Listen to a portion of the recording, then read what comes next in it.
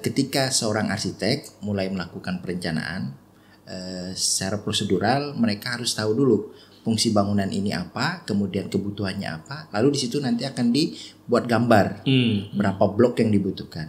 Nah, kalau melihat dari IMB yang disampaikan itu, yang hanya ternyata untuk 2 lantai, kemudian 2 blok, nah ini kan sesuatu yang sudah menyalahi, sudah menyalahi dari proses perencanaan awal.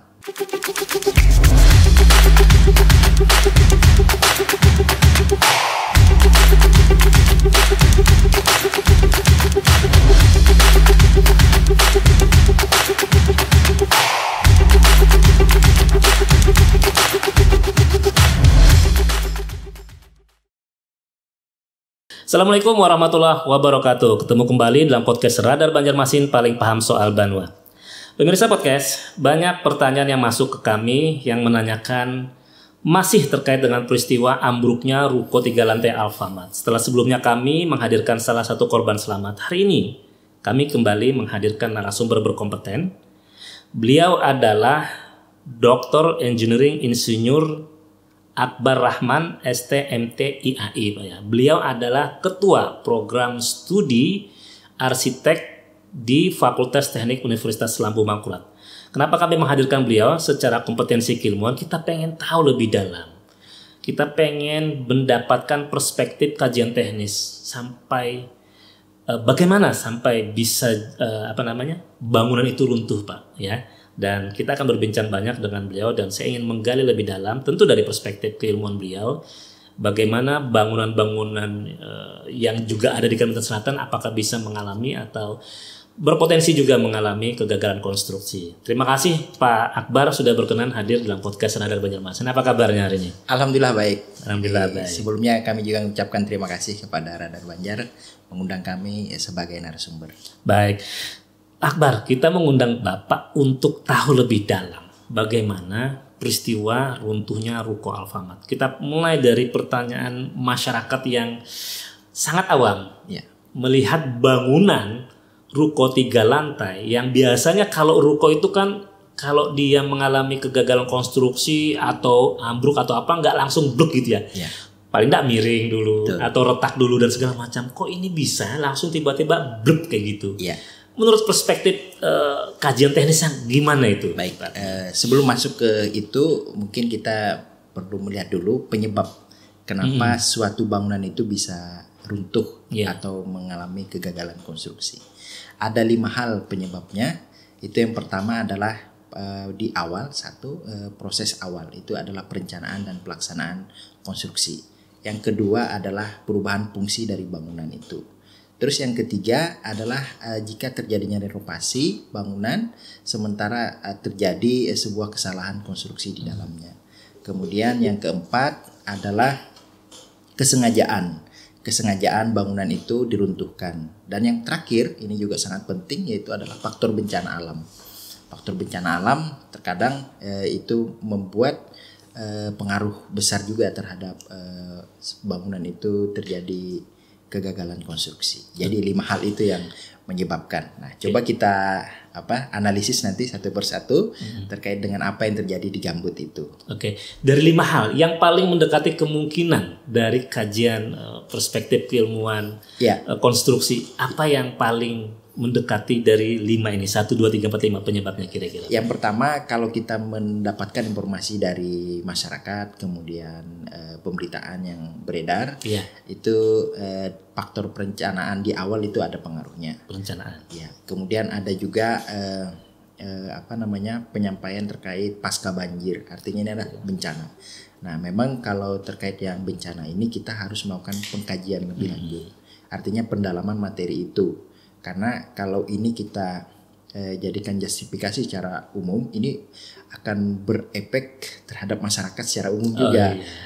Takutnya arahnya ke sana nanti. Jadi Pak Agar nanti khawatir nih, semua bangunan yang terkena akibat banjir kemarin juga mengalami ancaman kegagalan konstruksi. Betul. Nah, ini padahal nggak mesti belum tentu. mutlak Nah, tapi hal yang paling perlu kita ingatkan bahwa kejadian ini kan kejadian berulang. Di Kalimantan Selatan bahkan bukan hanya di Banjarmasin.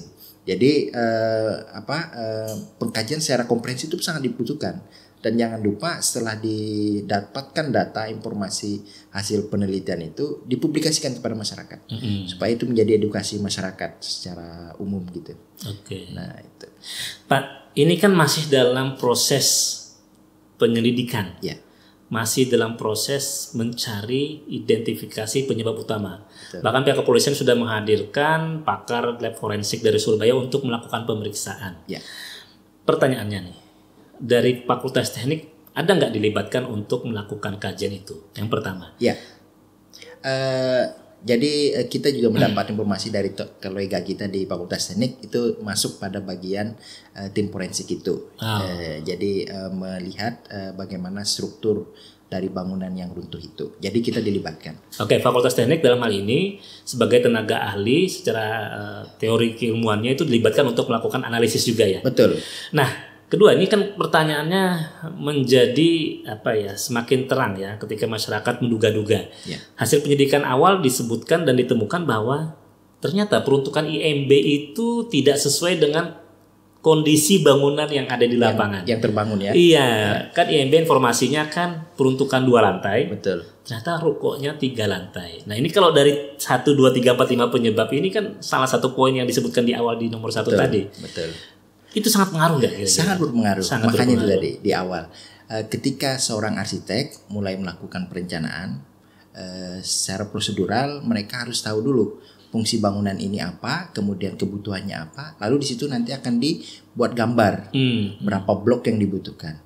Nah, kalau melihat dari IMB yang disampaikan itu, yang hanya ternyata untuk 2 lantai, kemudian 2 blok, nah ini kan sesuatu yang sudah menyalahi. Sudah menyalahi dari proses perencanaan awal. Nah, dan itu juga akan berpengaruh terhadap struktur karena hitung-hitungan struktur kan ada jelas berapa luas bidang dan lantainya, kemudian berapa tinggi bangunannya. Itu akan mempengaruhi beban bangunan secara secara tersendiri. Semakin besar bangunan maka bebannya juga semakin besar juga. Apalagi kan itu digunakan beberapa blok bangunan di atas itu kan sebagai gudang ya. Nah, tambah itu beban tadi. ya. Itu yang saya katakan tadi bahwa fungsi dari perubahan fungsi dari bangunan itu. Jadi kalau ruko itu kan kita ketahui sendiri rumah toko kan, bukan gudang. Iya, jadi kalau dari analisa awal menurut Pak Akbar bahwa ada 5 kemungkinan, saya bisa bulat ini faktornya 1, 2, 3 sampai 5 ini ya. Bahkan hampir semua faktor ini masuk gitu ya. Betul. Tapi pertanyaannya kalau memang itu ada pengalihan peruntukan awal dan kemudian kesalahan konstruksi bangunan yang dari awal 2 lantai kemudian 2 blok menjadi 3 blok sampai 3 lantai dan bangunan kan digunakan 10 tahun ya. Betul. Dan masih bisa bertahan itu gimana itu ceritanya? Nah, jadi paling pertama kemarin ketika saya mendapatkan informasi itu di media sosial yang luar biasa kemarin cepat itu, yang paling pertama saya cek itu adalah usia dari bangunan. Dari bangunan. Dari mana saya mencek? Dari citra satelit. Citra satelit dari foto udara. Jadi saya coba untuk melihat tahun terakhir ya. Tahun kapan bangunan ini mulai muncul. Ada? Iya. Muncul. Dan itu ternyata saya temukan tahun 2012 bangunan itu masih kosong di lahan itu. Kemudian tahun 2011 ternyata di site itu masih ada bangunan. Jadi setahun sebelumnya ada bangunan. Ada bangunan rumah. Rumah. Rumah. Nah, 2012 masih kosong. Kosong.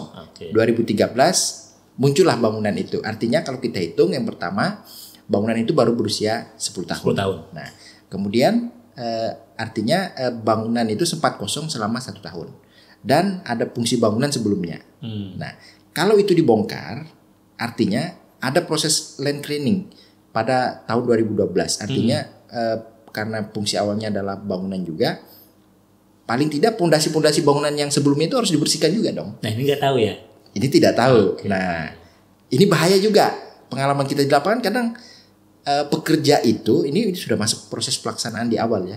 Pekerja itu kalau mereka repot membersihkan lahan, kadang lahan itu masih tidak standar untuk dibuat pembangunan. Jadi maksud clearing ini adalah pondasi awal kalau itu berbentuk rumah biasanya menggunakan kayu. Ini dan harus disingkirkan. Harus disingkirkan semua. Okay. Jadi harus dibersihkan. Jadi pancangan galian pondasi kita itu kan harus bersih juga untuk mulai dipancang begitu. Nah, takutnya ini makanya saya katakan tadi di awal bahwa kita harus betul-betul mengkaji secara komprehensif dari awal proses bangunan itu dibangun. Iya. Nah, jangan sampai pondasi bangunan awal itu masih difungsikan juga. Oke. Itu kan ada kemungkinannya ya. Iya. Hal-hal itu bisa terjadi. Apalagi kalau kontrol pengawasan yang kurang. Kontrol pengawasan yang kurang jelas terlihat bagaimana tadi fungsi IMB di awal 2 blok menjadi 3 blok dan 3 lantai. Iya. Nah, itu sesuatu yang patut kita sebagai akademisi menjadi bagian gap yang harus kita jadikan kritis di dalamnya itu. Oke. Nah, saya coba simpulkan dari apa yang disampaikan Pak Akbar bahwa ini adalah faktor human error-nya luar biasa. Betul. Besar yang membuat pengaruh bangunan ini menjadi ambruk. Betul. Kalau dari analisa awal tadi kan dilihat dari citra satelit ada rumah. Peruntukannya kemudian beralih. Kita nggak tahu bagaimana pada saat itu ya kan. Betul. Apakah ada pembersihan clearing semuanya udah clear gitu ya. Kemudian juga kesalahan dari penggunaan IMB 2 lantai 2 blok menjadi 3 blok 3 lantai. Betul. Berarti boleh dibilang ini sebenarnya bukan force major, lebih karena faktor human error ya.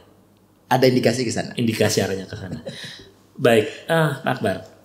Ini kan memang peristiwa yang sangat mengejutkan. Betul. Konstruksinya itu saya merasa bahwa dan seingat saya dalam beberapa kejadian di Kalimantan Selatan, baru ini ruko dengan bangunan yang begitu solid dan kokoh, ambruknya langsung blek. Langsung semua konstruksi dengan semua luas bidang bangunan itu jatuh bersamaan. Nggak ada yang miring dulu. Biasanya kan banyak ruko yang miring dulu tuh ya. Ada retak dulu gitu. Baru berapa hari kemudian gitu. Dan ini ada jeda waktu untuk bisa menyelamatkan diri. Kayak kemarin kan cuman saksian para beberapa korban selamat cuman mendengar seperti ada benda jatuh nyaring. Bahkan di sampingnya juga mendengar tiba-tiba langsung blek. Pertanyaan awam, itu bagaimana bisa terjadi? Itu membuktikan bahwa kekuatan dari bangunan itu memang ada bermasalah besar. Kekuatannya itu dari pondasi atau dari secara keseluruhan. Jadi kita tidak bisa memisahkan satu perbagian. Karena dia satu kekuatan yang menyatu gitu. Nah, kembali ke usia tadi. Ke usia 10 tahun itu sebenarnya kalau menurut standar nasional Indonesia konstruksi itu jauh sekali dari standar yang disyaratkan oleh pemerintah. Karena usia bangunan di SN itu maksimal 50 tahun itu masih bisa melakukan pelayanan fungsi dari bangunan. Masih sangat muda bangunan itu. Masih sangat muda kalau 10 tahun itu. Nah, ini yang kalau sesuai SNI tadi 50 tahun ya rata-rata masih bisa. 50 tahun. Nah, kembali tadi, kenapa bisa langsung hancur? Nah, saya katakan ini adalah multiple effect sebenarnya. Ketika ada kegagalan satu bagian dari bangunan, apakah itu bagian tengahnya, samping atau bagian manapun, dia memiliki menahan beban. Tumpuan itu gagal, misalnya dia tidak berfungsi lagi, maka beban yang tadi ada pada bangunan itu bergeser ke tempat yang lain atau berpindah ke tempat yang lain. Nah, sementara kalau tempat lain juga sudah overload, itu juga akan mengalami kegagalan bersama. Efek berantai multiple tadi. Berantai itu tadi. Nah, itu sepertinya itu yang terjadi di bangunan ini. Nah, sebenarnya ini kan teknik juga sebenarnya. Pada proses kalau tadi yang saya katakan bangunan itu sengaja diruntuhkan. Jadi yang pertama yang harus dilakukan oleh teknis untuk penghancuran bangunan itu adalah pada bagian kolom itu dipasang dinamit gitu. Nah, dan secara detik bersamaan diledakkan dan itu langsung runtuh. Itu teknik meruntuhkan bangunan. Teknik itu tadi ya. Jadi ini memang hampir sama dengan teknik meruntuhkan bangunan menggunakan dinamit. Karena semua secara tiba-tiba dan hitungan detik begitu. Nah, betul ya. Itu kalau kita lihat kan benar-benar rata dengan tanah semua bangunan. Saya cepat kaget juga kemarin. Karena selama ini pemantauan kita yang terjadi di tempat kita itu paling tidak miring dulu. Iya. Miring kemudian retak. Jadi dalam perspektif Pak Akbar dalam kajian keilmuannya sendiri ini juga menjadi sesuatu yang menarik dan menarik, ya, sangat menarik. Makanya bisa jatuh seperti itu semuanya bangunan itu ya rata gitu. Betul. Nah, makanya saya beberapa kali juga mengatakan bahwa ini harus diteliti betul-betul. Dan jangan lupa untuk dipublikasikan pada masyarakat. Supaya masyarakat jelas. Ini nanti menimbulkan kekhawatiran berlebih yang nggak berdasar. Nah, orang banyak bilang di masyarakat kan masyarakat saling paling mudah percaya begitu saja. Iya. Ketika informasi yang berseliweran mengatakan efek dari banjir dan segala macam, nanti warga yang rumahnya kebanjiran juga jadi khawatir kan. Betul. Padahal belum tentu gitu. Nah, itu yang saya khawatirkan juga. Oke.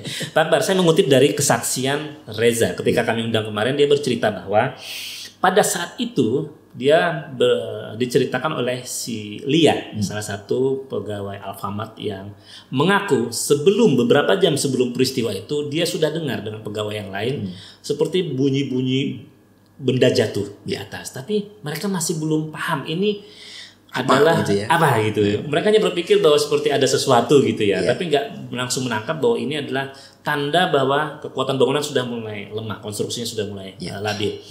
Dan pada saat peristiwa itu mereka kembali mendengar ada 3 kali bunyi kalau nggak salah. Raja mengatakan seperti 3 atau 4 buk gitu. Nggak lama kemudian sepersekian detiknya lantai bergetar. Bergetar dan barulah dia sadar bahwa dia merasa ini kemungkinan seperti akan gempa. Pada saat dia sadar bahwa bangunan ini mengalami getaran karena gempa, dia bayangkan pada saat itu karena bergetar itu seperti gempa, dia pengen lari tapi belum sempat mengangkat kaki, tiba-tiba semua langsung gelap gitu. Ini membuktikan dari kesaksian kita kutip dari si Reza ketika ada getaran di lantai, dan saya lihat beberapa foto yang memang memperlihatkan bahwa keramik di lantai itu retak dan kemudian pecah seperti masuk ke dalam. Ini berarti memang struktur bangunan di pondasi ini sudah nggak bisa menahan beban di atasnya lagi ya. Artinya kalau seperti yang diskusi awal kita ini faktornya itu memang di pondasi. Gitu ya. Iya. Karena beban utama dari seluruh bangunan itu di pondasi. Dia yang menerima itu keseluruhan. Jadi beban itu ditarik dari lantai, kemudian dimasukkan ke balok menyalurkan ke kolom atau dinding. Nah, dari dinding kolom ini nanti disalurkan ke pondasi. Pondasi di tempat kita disambut lagi, yaitu pancangan. Nah, pancangan galam. Kalau biasanya banyakkan ruko-ruko kita itu galam. Ini juga akan berpengaruh berapa panjangan galam kita, karena kita berada di lahan gambut rawa. Nah, daya dukung dari tanah kita itu sangat rendah gitu. Makanya harus ada pancangan dalam sebenarnya kalau idealnya itu. Sampai ke tanah yang keras. Nah, rata-rata bangunan kita itu terapung pun masih di atas tanah rawa sebenarnya. Jadi daya ikat antar pancangan dengan tanah itu saja yang bisa memperkuat, menahan beban. Nah, ini. Jadi itu retaknya hampir di semua lantai, tapi seperti menariknya itu di tengah gitu ya. Artinya memang ketika konstruksinya sudah nggak sanggup menahan, logika awam sih kalau saya berpikir tetap sih sebenarnya kan pasti miring dulu, retak dulu. Ini amblas seperti seolah di tengah ini, dari tengah ini menarik gini gitu ya apa ya? Iya, itu berarti ada sesuatu juga di lantai itu sebenarnya. Karena beban di lantai itu kan macam-macam. Apakah di sana ada barang? Nah, karena dia lantai itu kalau tidak terbebani dia penyaluran gayanya ke balok tadi, ke tiang gitu. Nah, ini perlu dicek ulang lagi penyebabnya. Kenapa lantai itu bisa runtuh? Apakah di dalamnya juga materialnya kurang mutunya kurang bagus atau bagaimana? Makanya banyak hal sebenarnya yang bisa diteliti gitu. Nah, kemudian tadi katakan bahwa ada beberapa jam sesaat sebelum itu runtuh sudah terdengar bunyi-bunyian itu. Ini adalah sebenarnya tanda-tanda, tapi memang durasinya itu sangat cepat kalau hitungan jam itu ya, karena orang belum begitu sadar. Nah, tapi pasti setiap bangunan sebelum runtuh itu ada tanda-tandanya. Itu pasti ada. Jadi pasti menimbulkan bunyi, tanda entah keretakan, entah bunyi ada patahan gitu ya. Nah, itu pasti ada. Dan sayang mereka nggak paham dan nggak sadar gitu ya. Iya, karena memang termasuk yang orang awam tidak paham tentang teknis kan. Makanya edukasi terhadap masyarakat sangat diperlukan.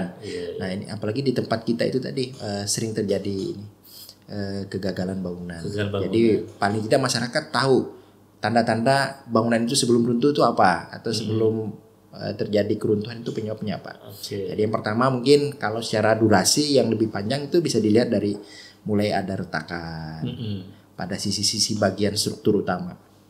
Misalkan itu pada sisi balok, kemudian kolom, nah kemudian pada dinding juga itu keretakan. Kemudian secara visual bangunan itu sudah berubah posisi, artinya ada kemiringan. Nah ini sudah mencirikan. Itu sudah sangat terang benderang sebenarnya. Iya, ciri. Nah dari situ sebenarnya si pemilik itu sudah sadar, kemudian lakukan renovasi, mitigasi itu. Iya.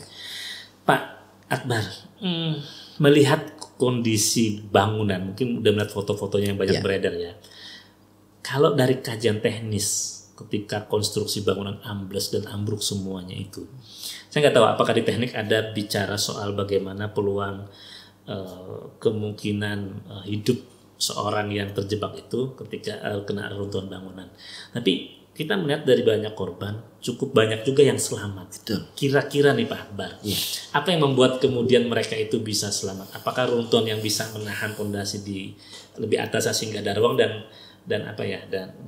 itu memberi kesempatan bagi mereka. Tapi kalau kita orang luar melihat kemarin itu kan benar-benar rata gitu. Betul. Ya. Seolah-olah nggak ada peluang untuk bisa selamat gitu. Gimana Pak Akbar itu? Iya, jadi ketika runtuh itu kan karena 3 lantai, kan ada balok-balok yang saling bertumpukan. Nah di antara balok dengan balok itu yang ada ruang tersisa, mungkin sekitar 30-50 cm. Ya, kalau Rija kemarin juga mengaku bahwa pada saat dia posisi terlentang, persis di atas kepalanya ada beton balokan tiang itu yang menahan dia. Betul. Dan posisi dia dengan runtuhan di atas di kepalanya ini dengan lantai itu cuma kurang lebih 1 kilan, ini kurang lebih 25 cm. Iya.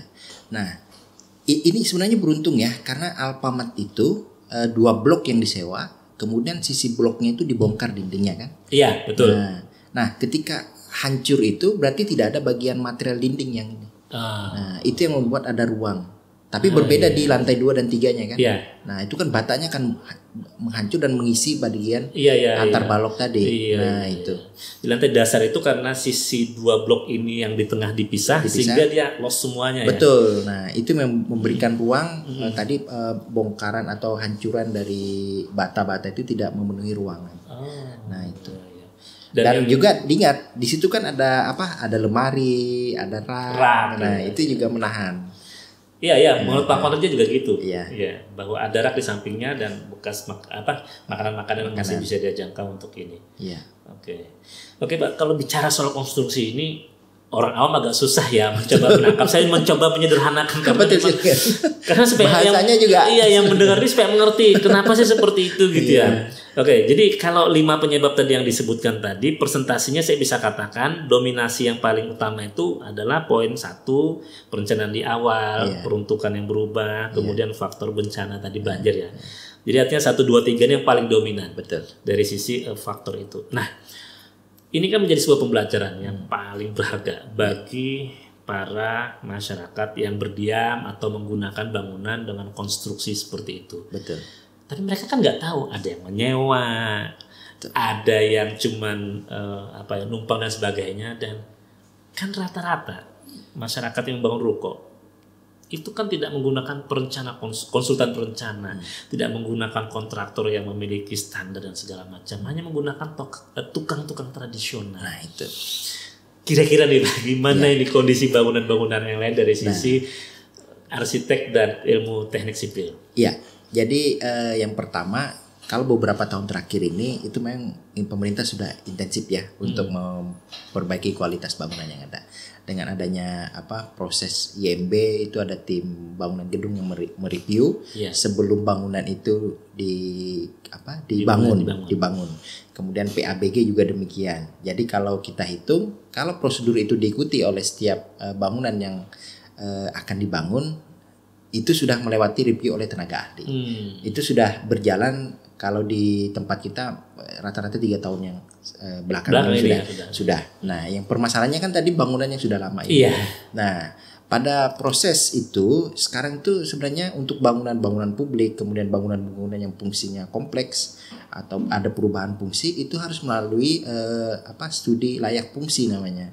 Nah, studi layak fungsi itu harus dilewati itu untuk mereview bagaimana kondisi ini, untuk menjamin juga kepada masyarakat bahwa setiap bangunan yang akan ditempati itu aman. Nah, prosedur itu yang harus dilaksanakan sebenarnya kepada kita semua, pemilik bangunan ataupun mereka yang ingin mengontrak suatu bangunan, itu harus melewati studi layak fungsi. Nah, apalagi di tempat kita kan rawan sekali. Jadi kita harap masyarakat juga sadar lah bagaimana caranya untuk mereview lah bangunannya sebelum dihuni begitu. Ya. Ini saya menangkap suara-suara masyarakat, celotehan, cerita, pengakuan, kesaksian orang-orang yang setelah kejadian itu semuanya takut untuk masuk ke sebuah retail yang bangunannya lebih dari 2 tingkat. Betul. Dan saya mengutip dari berita Radar Banjarmasin juga bahwa bangunan-bangunan di sepanjang kilometer 17 Jalan Ayanis hingga ke Gambut ini ternyata juga sangat rentan karena faktor labilnya posisi tanah, terutama pasca banjir. Nah, kira-kira gimana nih? Nah, itu tadi. Jadi itu khawatir masyarakat sangat wajar. Iya. Yang pertama, mereka sangat awam terkait dengan konstruksi bangunan. Nah, makanya tadi saya katakan kita perlu mengedukasi masyarakat. Lakukan penelitian secara komprehensif apa yang sudah terjadi ini dan publikasikan ke masyarakat secara terbuka. Yang melakukan ini siapa ini sebenarnya, Pak? Yang paling berwenang dan harus paling bertanggung jawab? Pemerintah daerah? Pemerintah daerah setidaknya kan memiliki juga tim ahli di dinas di PUPR ya. PUPR. Nah, kemudian bisa menggandeng akademisi, tidak masalah kan. Nah, itu bisa terjadi. Nah, untuk membuktikan tadi bahwa ada perubahan kekuatan atau daya beban tanah kita pasca banjir, itu memang harus dibuktikan. Harus melakukan cek geoteknik gitu. Jadi lakukan boring, sondir terhadap tanah kita, kemudian diperbandingkan sebelum banjir dan setelah banjir ini ada tidak perubahan. Tapi ada nggak datanya sebelum banjir ya? Ada, pasti ada ya? Karena bangunan-bangunan yang besar di sekitar di wilayah Gambut itu pasti ada melakukan proses itu, geoteknik itu. Nah, tinggal diambil, dicek datanya. Nah, makanya. Tapi kalau secara awam, Pak, seberapa besar pengaruh banjir, terutama kita berkaca banjir di 2021 kemarin ya, terhadap sebuah konstruksi bangunan, terutama bangunan berlantai 3 dengan konstruksi beton, potensi untuk bisa membuat gagalnya konstruksi yang pada tingkat paling fatal bisa seperti kasus Alfamart kemarin. Iya, kalau dikatakan banjir itu ada pengaruh atau tidak, pasti ada pengaruh. Pasti ada pengaruh. Cuma tadi berapa persen pengaruhnya belum kan? Bisa dipastikan sebelum ada penelitian. Belum ada penelitian gitu. Karena air itu kan bukan hanya mempengaruhi dari tanahnya itu semakin lembek atau bagaimana kan, tapi juga bagaimana bahan material bangunan yang ada di bawah itu yang dia rendam gitu kan. Misalkan pada saat proses konstruksi pondasi itu tidak maksimal dicor, jadi ada bagian tulangan yang masih terlihat, itu kan akan menyebabkan korosi kalau terkena air, terendam air secara betul, besi tulangannya jadi karatan dan mengurangi kekuatan. Betul. Tapi ini semua harus dibuktikan memang. Betul. Ya namanya orang awam kan begitu aja mudah percaya gitu ya. Ketika orang ada bilang ini penyebabnya itu penyebabnya dan sebagainya. Betul. Kita semua menunggu ya hasil penyelidikan dari polisi. Sehingga nanti terang benderang bahwa ini memang faktornya apa? Kesalahan perencanaan, kesalahan peruntukan dan lain sebagainya. Dan menarik juga sebenarnya kalau memang kita ingin betul-betul melihat, kita kupaslah bangunan yang ada itu. Kupas mulai dari atas sampai ke bawah, kita lihat satu persatu. Permasalahannya di mana? Itu bisa dilihat semua kan. Misalkan standar bangunan tulangan itu berapa dimensinya yang digunakan. Terus kualitas dari campuran betonnya itu kan bisa diuji semua. Bahkan ukuran dari besi yang digunakan juga ya, berapa inch ya? Apakah ukuran 10, 12 atau 15? Nah, itu kan bisa dilihat semua dan bisa diukur. Kemudian bahkan sampai ke detail, sampai ke pancangan. Ini kita cek berapa pancangannya betul tidak. Panjang galamnya kita tarik berapa meter, kan itu bisa dibuktikan. Nah, tapi memang faktanya setelah kejadian banjir kemarin banyak peristiwa miring, ambruknya, retaknya bangunan. Saya ambil contoh di sepanjang Jalan Pramuka, ada beberapa kasus dan kejadian dalam rentang setahun ke belakangnya aja pasca banjir yang terjadi. Kan udah ada 2 bangunan kalau nggak salah itu yang ambruk, yang retak dan segala macam. Masyarakat awam selalu mengatakan seperti itu akibat banjir. Tapi kita nggak tahu karena belum ada penelitian. Jangan-jangan tadi seperti yang dibilang Pak Akbar, jangan-jangan juga faktor ini pemicu awalnya aja, tapi penyebab utamanya sebenarnya konstruksinya. Konstruksi bangunannya juga. Gitu. Tapi kalau bicara tentang kondisi dan rata-rata secara umum, sepemahaman dan sepengetahuan yang Pak Akbar ketahui, bangunan-bangunan yang ada di Banjarmasin atau di sepanjang Ayani sampai Banjar Baru, Kabupaten Banjar ini, banyak yang rentan nggak sih? Sebenarnya rentan itu ada semua. Karena tadi kita menggunakan fondasi terapung. Bukan pancangan dalam. Nah, kalau kita ingin kuat bangunan kita, memang pancangannya harus dalam. Pancangan dalam itu contohnya kalau saya menggunakan contoh bangunan sederhana itu seperti Duta Mall ya. Ya. Karena saya melihat dari awal waktu proses pembangunannya dia menggunakan memang pancangan dalam gitu ya. Itu bore pile atau mini pile. Pipa yang besar itu apa yang namanya? Betul. Itu ya? Bore pile. Bore pile. Oh, itu namanya pancangan. Pancangan. Sementara yang mengapung itu hanya menggunakan garam panjang anggap 8 sampai 10. Ya. Dimasukkan ke dalam tanah, kemudian dikasih plate gitu ya. Lalu kemudian itu dijadikan semacam pondasi, lalu kemudian dibikin semacam konstruksi betonnya di atas itu untuk tiangnya itu. Tongkatnya. Itu yang perlu dipahami juga untuk masyarakat. Karena memang ada perbedaan untuk konstruksi dasar sebuah pondasi bangunan gitu ya. Nah ini kan sebenarnya kalau di Surabaya misalkan kita contohkan Surabaya, semua bangunan itu sudah menggunakan mini pile. Jadi tidak ada pancangan kayu. Mereka menggunakan mini pile dengan pancangan yang mini pile itu beton dengan ukuran lebih kecil 20-20 biasanya. 20 ya. 20-20. Saya lihat itu ada itu bangunan yang seperti itu. Karena seperti itu sekarang. Iya. Memang biayanya jadi lebih mahal kalau kita mau digambut karena pancangannya itu data yang terakhir yang pernah saya lihat di Komplek Persada Mas itu menggunakan itu panjangnya sampai 30 meter. 30 meter. 30 meter. Berarti bersambung ya? Bersambung. Itu gini ya posisinya ya. Itu dijadikan tongkat nggak nanti atau dia menjadikan pengganti dalam cerucuk? Oh, pancangan aja. Mengganti dalam cerucuk ya. Mengganti dalam cerucuk itu ya. Betul. Nah, itu sampai ke tanah keras itu aman. Oh, itu yang menahan sebenarnya. Betul. Ini cuma menahan yang ke atas, jadi penopang pondasi dasarnya tetap di itu. Iya. Ya, saya paham. Nah, sekarang permasalahannya kan begini. Tadi kita ketahui pondasi yang tadi kebanyakan di terapung tadi. Oh, iya, itu yang saya maksud. Itu kan sangat tergantung bagaimana beban di atas. Nah, beban di atasnya, bagaimana beban? Beban itu bisa jadi beban dari bangunannya sendiri, kemudian ada beban yang bergerak, kemudian beban mati itu misalkan barang. Nah, ini kan tidak bisa kita kontrol pada proses fungsi. Kadang masyarakat itu enak aja dimasukkan barang-barang, mungkin cuma 1 minggu keluar lagi, tidak, tapi kemudian dimasukkan lagi. Ini kan ada fluktuasi yang bisa menyebabkan fungsi dari struktur itu berubah-berubah gitu. Nah ini, jadi sebenarnya kalau untuk bangunan kita di gambut itu memang diusahakan bagaimana bangunan kita itu ringan, bangunan sendirinya itu ringan. Ya, jadi gunakan bahan-bahan yang lebih ringan itu. Dan ternyata dari jumlah yang ada ruko-ruko ya, 2 lantai, 3 lantai, 4 lantai. Kebanyakan kalau kita tarik ke belakang usia yang 10 tahun ke belakang. Itu kan banyak menggunakan pondasi apung. Betul. Artinya kalau saya boleh dengan lebih bukan vulgar sih ya, tapi dengan terbuka mengatakan bahwa semuanya memiliki potensi. Iya betul. Memiliki potensi. Ini hati-hati nih berarti ya. Kalau bangunan itu digunakan sebagai kantor, kan mobile ya, orang keluar masuk itu kan tidak ini ya. Dan juga kan mungkin mebeler atau perabotnya tidak terlalu ini ya. Betul. Tapi kalau digunakan seperti retail ini kan banyak orang yang belanja, banyak rak, banyak tumpukan barang-barang. Nah, itu jadi ini.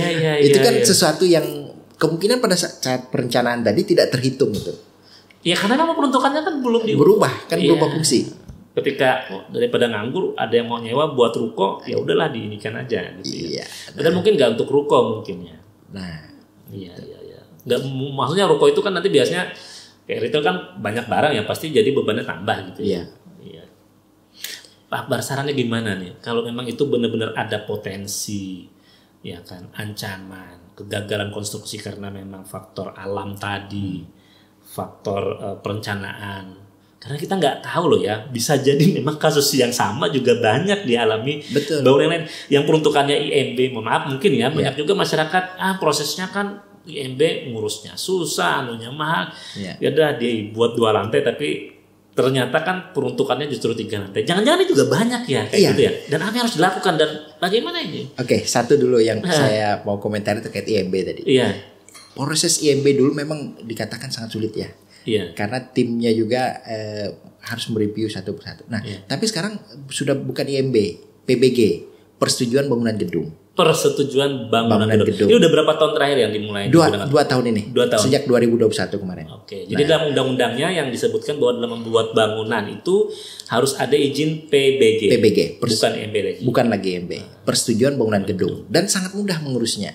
Karena menggunakan aplikasi dan terkontrol secara nasional. Dengan aplikasi SIMBG namanya. Sistem Bangunan Gedung.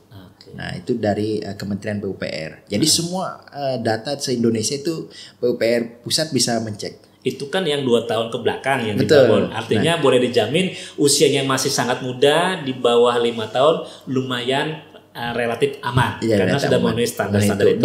Dan proses reviewnya juga sudah sangat mudah.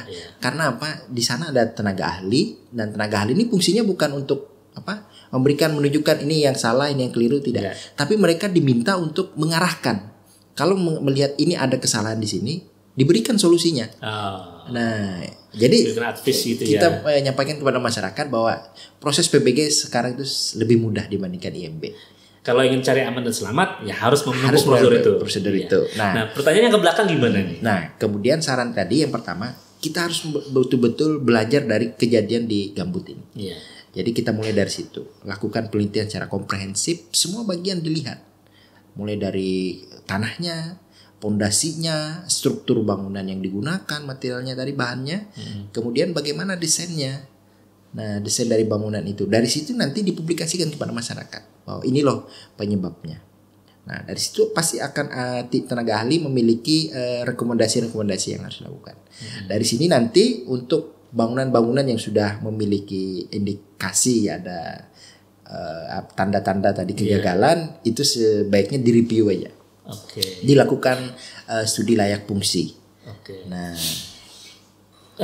kalau melihat pada posisi kondisi tanah tadi di Banjarmasin itu kan yang saya tahu, saya pernah diskusi dengan teman saya, seorang kontraktor perencana bangunan. Dia mengatakan tanah di Banjarmasin itu bisa dipetakan. Menurut dia beberapa wilayah yang cukup diwaspadai adalah wilayah Jalan Pramuka, Sungai Andai, Handil Bakti, sama saya lupa. Itu agak labil katanya. Terkadang ada tukang tradisional yang hanya berpikir sama rata. Dia nggak memahami kondisi tanah ini kayak apa. Dia mengatakan, teman saya mengatakan yang teknik sipil ini mengatakan bahwa kadang ada, kita nggak perlu tiang pancangan galam yang panjang, yang penting gemuk. Tapi ada tanah yang kita nggak mesti harus gemuk besar diameternya, yang penting panjang katanya. Dan itu harus ada kajian awal sehingga nanti kita jamin konstruksi pondasinya cukup kuat.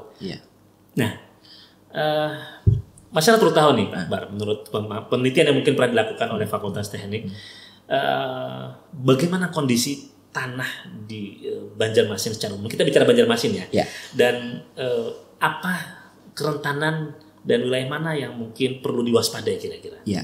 Jadi tadi lahan gambut di Banjarmasin itu lebih dalam lagi ya. Di Banjarmasin itu lebih dalam lagi ternyata lahan gambutnya dibanding yang di gambut itu sendiri. Karena dia basically-nya kan dia tanah pertaniannya itu lebih kuat ya, lebih padat ya. Kalau di Banjarmasin berdasarkan beberapa kali pengukuran tanah itu kan kedalamannya sampai 60 meter bahkan. Jadi 60 meter tuh lembek masih ternyata. Lembek, Waduh. Itu kalau bikin tuh berapa banyak duitnya untuk hanya untuk fondasi. Sangat banyak. Nah, kemudian apa tadi ya? Terkait dengan ini tadi juga edukasi ke tenaga kerja kita ya. Tadi dia sama ratakan begitu. Jadi kalau misalnya pengalaman di tempat A panjangnya 4 meter cukup. Tapi di tempat lain bisa jadi berbeda. Nah, maka pemerintah kota sebenarnya harusnya memiliki master plan lahan gambut itu. Nah, jadi ada peta lah. peta kedalaman lahan gambut kita apa sih, kemudian tingkat keenceran tanahnya itu seberapa. Nah ini harus dimiliki karena itu sangat membantu pada proses pembangunan sehingga nanti masyarakat tidak perlu melakukan uji masing-masing. Ini Fakultas Teknik kan ada punya datanya Pak? Ada. Yang mengatakan misalnya ini hati-hati nih bagi warga yang pengen bangun rumahnya di wilayah Jalan Pramuka, wilayah Sungai Andai, wilayah Sungai Lulut karena kedalamannya kemudian gini, jadi harus menggunakan ini dan segala macam. Ada nggak supaya masyarakat ini tahu? Sebenarnya punya itu PUPR punya itu. PUPR punya ya. Karena setiap izin pembangunan itu harus menyertakan kedalaman tanah. Iya. Itu ada. Nah sekarang tinggal bagaimana kita mendokumentasikannya. Masyarakat kan biasanya apa ya? Masyarakat kita ini paling males, nggak mau anti ribet, anti repot, nggak mau gitu ya. Kalau bisa misalnya kan ya sudah prosesnya dipermudah dan tidak ada penelitian, pengkajian dan segala macam. Betul. Apalagi pakai bangunan-bangunan MB mungkin malah banyak yang nggak melakukan itu kali ya. Iya. Nah ini juga ada perubahan ya 20 tahun terakhir ini di tempat kita. Bagaimana kalau dulu rumah-rumah tuha itu rumah-rumah tradisional itu kan bahannya bahan kayu semua kan. Iya. Tapi dia lebih kuat ya. Lebih kuat karena lebih ringan, lebih cocok memang. Lebih cocok untuk di lahan gambut. Kemudian kan berubah nih pakai beton. Karena kayunya juga nggak ada lagi. Nah itu berarti harus ada inovasi ke sana. Kemudian pondasinya juga berubah sebenarnya. Kalau kita melihat dari bangunan-bangunan tradisional itu pondasinya itu bukan panjangan malah, tapi dia betul-betul terapung. Jadi ada dalam kaca puri ya istilahnya? Bukan. Jadi batangan kayu, batangan panjang itu disusun di bawah bangunan, kemudian di atasnya lalu dipasang tongkat. Nah itu merata sebenarnya dan dia betul-betul terapung. Nah tapi tadi karena memang bangunannya ringan, dia menggunakan konstruksi kayu gitu. Jadi kearifan lokal gitu lebih terbukti. Sudah digunakan dari dulu bagaimana mengatasi pembangunan di lahan gambut. Nah cuma kan baru-baru ini kan perubahan bahan yang semakin langka, kemudian mengadopsi teknik pembangunan di tempat lain yang belum tentu cocok di tempat kita. Pancangan itu kan sebenarnya adopsi dari daerah lain kan, sebenarnya bukan asli Banua gitu. Saya coba menangkap ini dari apa yang disampaikan Pak Akbar. Berarti sebenarnya nggak hanya ruko ya, semua rumah yang menggunakan ya pokoknya bangunan dengan konstruksi kayu, semi permanen, beton, apalagi ruko dengan yang itu, kalau dia tidak menggunakan konstruksi yang pile slab yang masuk ke dalam tadi dengan kajian tanahnya berapa itu tadi, semuanya sangat rentan. Termasuk rumah-rumah penduduk, rumah-rumah warga ya. Iya. Dan bahkan ada beberapa bangunan itu kan miring akibat bangunan lain di sekitarnya dibangun. Ya itu gimana itu teorinya penyebabnya itu? Itu kan ada tekanan berarti. Iya. Ada tekanan. Berarti dia narik tanah yang di sampingnya ya. Karena tadi seperti kita terapung di air gitu kan. Nah, ketika ada bangunan yang lain itu maka akan mempengaruhi bangunan sekitarnya. Dan itu sering kita lihat juga penyebabnya itu. Jadi banyak faktor yang menyebabkan. Ini persoalannya adalah keilmuan teknik ini. Pengetahuan tentang keteknikan bangunan ini sangat awam bagi masyarakat, tidak dipahami, tidak diketahui, tidak ada sosialisasi, tidak ada edukasi. Mereka hanya mengikuti pola-pola lama yang sudah menjadi tradisi ketika tukang tradisional yang seperti dikatakan, ketika di A dia menggunakan galam panjang 4 meter, ini disamaratakan dengan bangunan yang lebih lembek misalnya, padahal kan sangat berbahaya. Nah artinya tadi kita sepakat bahwa semuanya ini memiliki potensi. Betul. Kalau seperti itu Pak Akbar, apa yang harus dilakukan bagi warga? Mungkin dia harus ngecek ya, ini dindingnya ada retak, ada bunyi dan segala macam. Artinya semua berpeluang dan berpotensi ini menunjukkan bahwa masyarakat memang sebaiknya harus waspada. Dan masyarakat memang harus sadar juga. Gunakanlah tenaga yang sesuai bidangnya begitu. Jangan hanya mengandalkan pengalaman tukang. Kebanyakan ini di masyarakat kita juga. Jadi kadang tukang itu lebih dipercaya. Ya. Nah ini mungkin harus perubahan juga ke masyarakat kita, mindset kita. Gitu. Jadi gunakanlah tenaga yang sesuai bidangnya. Apalagi kan kalau Universitas Mangkurat itu memang konsennya di lahan basah, lahan gambut. Iya. Jadi kita di teknik itu memang konsen di lahan gambut pembangunannya. Itu yang membedakan kita dengan universitas yang lain di Indonesia. Iya. Nah, gitu. Oke, Pak Akbar, ini supaya masyarakat tahu nih. Bicara kembali ke Banjarmasin. Ya. Apakah pernah ada penelitian yang dimiliki datanya oleh Fakultas Teknik, masyarakat di wilayah mana yang lebih aware, harus waspada, harus lebih perhatian dengan konstruksi bangunannya sendiri, karena adanya perbedaan geografis, kemudian kontur tanah dan wilayah tadi. Di mana yang kira-kira masyarakat yang harus waspada? Saya kira Banjarmasin itu hampir sama semua sebenarnya. Hampir semua ya? Hampir sama semua. Tapi kalau kita bicara yang kita klasifikasikan kuning, hijau, merah. Yang merah dulu yang paling mana kira-kira ya? Karena faktor itu tadi.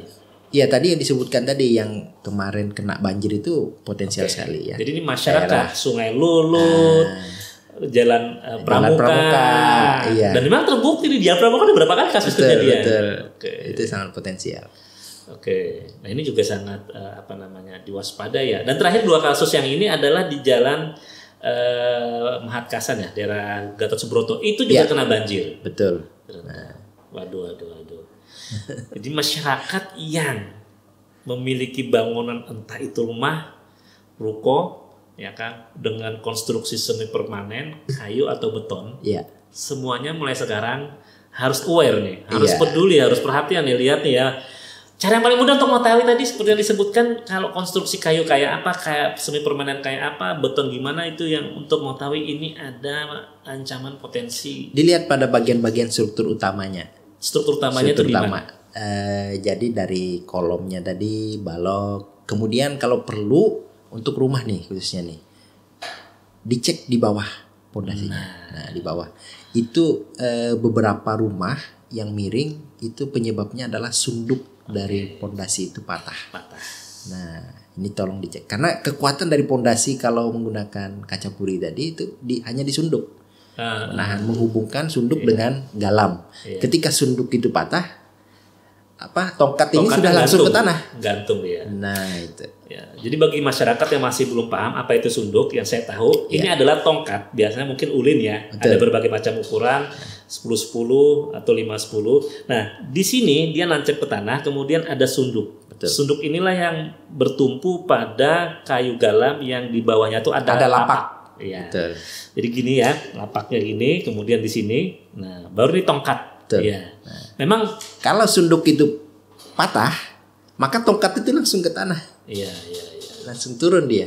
Iya. Nah, jadi ada baiknya memang yang paling pertama dan utama diteliti, dicek itu nggak apa-apalah ngupah tukang gitu ya. Turun ke bawah sambil nanti ngecek memastikan bagaimana kondisi sunduk dan lapaknya itu ya. Sunduk dan lapaknya. Dan ingat kadang di tempat kita pada proses pemancangan itu misalkan dilakukan pada saat air pasang atau musim hujan. Iya. Nah, galam itu muncul di permukaan. Iya. Tapi ketika musim kemarau, dia kelihatan tuh. Iya, kelihatan. Nah, sementara galam lapuk. Nah, itu bisa menurunkan lapak tadi. Iya. Jadi mestinya pada saat proses pemancangan itu adalah musim kering yang dia harus nancap ke dalam tanah lagi.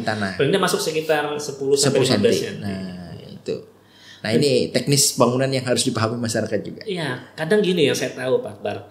Masyarakat terima beres ketika tapi kita mohon maaf, karena ada juga tukang yang males, yang nggak mau repot juga gitu ya, dan nggak paham juga masyarakat, dia berpikir udah selesai, padahal ternyata faktor musim itu sangat berpengaruh. Pada saat musim hujan atau musim pasang, memang airnya nggak kelihatan. Tapi pada saat musim kering dia akan muncul di permukaan. Betul. Nah, ini yang terjadi dalam banyak kasus ya masyarakat. Ya. Ini luar biasa ini informasinya Pak Akbar. Ini mencerahkan bagi kita bahwa kasus Alfamart kemarin semakin membuka mata kita bahwa ternyata bangunan yang ada di Kalimantan Selatan ini karena kontur tanahnya rawa yang mengapung, ini ternyata sangat potensial. Ya, Peluang untuk mengalami kegagalan konstruksi itu sangat tinggi. Ya. Jadi seperti saran Pak Akbar, bagi masyarakat yang kemarin rumahnya terendam, nggak ada salahnya dicoba dicek lagi. Ya kan? Karena mungkin bisa jadi faktor bencana tadi membuat tanah semakin lembek, dia turun, bebannya dari nggak seimbang lalu kemudian patah gitu. Betul. Ya. Di samping itu juga harus perhatikan peruntukan bangunan, karena beban yang berlebih di dalam rumah itu juga sangat mempengaruhi. Ya kan, sudah orangnya banyak, kemudian mebelernya banyak, perabotnya banyak. Ini juga menambah resiko beban yang semakin tinggi gitu ya. Dan yang kalau kita berkaca di Alfamart tadi yang digunakan bangunannya, kita sepakat dari apa yang disampaikan Pak Akbar bahwa memang ternyata faktor utama penyebabnya itu adalah kegagalan atau kesalahan di awal gitu. Karena memang peruntukannya sudah tidak sesuai. Belum lagi kalau dikaji secara mendalam, jangan-jangan memang belum di-clearing pada saat awal bangunan yang sebelumnya itu. Dan itu sangat berpengaruh ya. Betul. Ya, dan banyak faktor memang. Kita tunggu aja nanti hasil penyelidikan polisi. Tapi sekali lagi ini menjadi pelajaran berharga ini. Bahwa yang tinggal di tanah manapun, dimanapun, karena Kalimantan Selatan memang punya karakter yang unik ya dia ya. Lahan basah, saya baru paham kenapa kemudian ULM ini mengklaim sebagai kampus berbasis lahan basah itu. Saya hanya berpikir lahannya basah gitu aja, ternyata nggak sesederhana pandangan awam gitu ya. Nggak sederhana itu. Jadi membuat kita unik ya. Makanya itu lahan basah ini memang harus sedikit perlu ini, karena dia sangat spesifik karakteristiknya.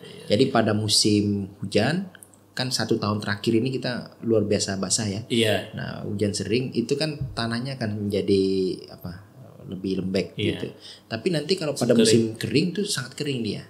Itu juga pengaruh juga ya, walaupun di dalam tanah galamnya itu nanti yang dijadikan pondasi itu juga bisa. Bisa pengaruh. Nah, ini memang harus diperhatikan bersama. Apalagi anomali cuaca yang nggak jelas ini. Iya. Pak Akbar, terima kasih banyak nih informasinya. Dan perlu kita sampaikan ke masyarakat bahwa Radar Banjarmasin bersama Fakultas Teknik Universitas Lambung Mangkurat, program studi arsitektur, khususnya program studi arsitektur, kita akan membuka podcast khusus membahas tentang klinik arsitektur. Ya. Jadi nanti setelah ini kita akan bikin konten lagi. Mungkin bagi masyarakat yang ingin bertanya, ingin konsultasi, silahkan nanti sampaikan saja pertanyaannya di kolom deskripsi, dan nanti ada nomor kontak yang bisa dihubungi bagi masyarakat yang ingin bertanya dan konsultasi lebih dalam. Di nomor berapa Pak Akbar? Di 0813 0813 51 0-nya 4 kali 0000 59. Oke, nanti kita cantumkan di deskripsi. Jadi masyarakat yang ingin tahu atau nanti entah itu kantor ya swasta atau apapun yang pengen ngecek, bisa langsung konsultasi lebih intens nanti melalui nomor tadi Pak ya. Tapi bagi yang pengen tahu lebih dalam, bukan lebih dalam sih, pengen tahu bagaimana, ini saya punya bangunan rumah nih pernah bekas banjir, ada kondisi kayak gini-gini, silakan nanti tanya di kolom deskripsi. Nanti pertanyaan ini akan kita ulas kembali dalam konten berikutnya dalam rubrik kita, podcast kita, klinik arsitektur ya. Gak hanya bicara soal kondisi bangunan Pak ya, tapi bicara soal dekorasi. Betul, interior, desain dan segala macam. Boleh, silakan. Ya, silakan Pak ya, karena mungkin banyak orang berpikir dengan kelebihan uangnya pengen mendesain yang dengan gaya-gaya apa gitu ya. Betul. Tapi gimana dengan konstruksinya di lahan basah ini juga perlu kajian. Silakan nanti kita bisa konsultasi melalui kolom deskripsi, sampaikan, dan itu akan jadi bahasan kita nanti pada pertemuan selanjutnya. Soalnya nanti kita bikin konten ini rutin Pak ya, dalam sebulan 2 kali Pak ya. Nanti kita tayangkan di setiap hari Selasa atau Rabu, pekan pertama dan pekan ketiga. Baik Pak Akbar, terima kasih sekali bincang-bincangnya, sebuah pencerahan bagi saya dan juga masyarakat, dan ini menjadi pengetahuan yang luar biasa. Dan saya ingatkan dan saya tegaskan dari diskusi kami, mulai sekarang ya nggak ada salahnya dicek lagi bangunannya. Karena sekali lagi seperti kata Pak Akbar, semua bangunan yang ada di Kalimantan Selatan itu berpotensi Pak ya. Karena terutama yang digambut. Karena memang kontur tanahnya ini yang membuat dia berpeluang. Apalagi dipengaruhi faktor dari awal yang memang ada kesalahan, maka ini akan semakin besar. Dan contoh kasus yang sudah kita alami dan terjadi barusan adalah ambruknya ruko 3 lantai Alfamart.